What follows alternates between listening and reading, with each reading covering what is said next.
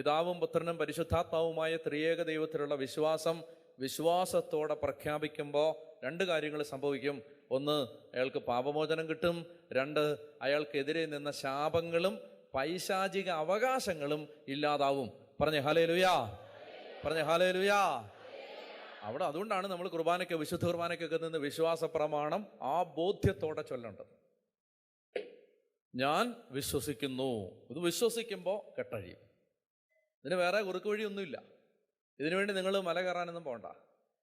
വിശ്വസിക്കുന്നു, ഞാൻ വിശ്വസിക്കുന്നു എന്ന് പറഞ്ഞാൽ ഞാൻ വിശ്വസിക്കുന്നു. കാരണം യേശു ക്രിസ്തു എൻ്റെ രക്ഷകനാണെന്ന് ഞാൻ, യേശു എനിക്ക് പകരം മരിച്ചുവെന്ന് ഞാൻ, യേശുവിൻ്റെ പാപം ക്ഷമിച്ചുവെന്ന് ഞാൻ, എൻ്റെ മേലുള്ള സാത്താൻ്റെ അവകാശത്തെ യേശു എടുത്തു മാറ്റിയെന്ന് ഞാൻ.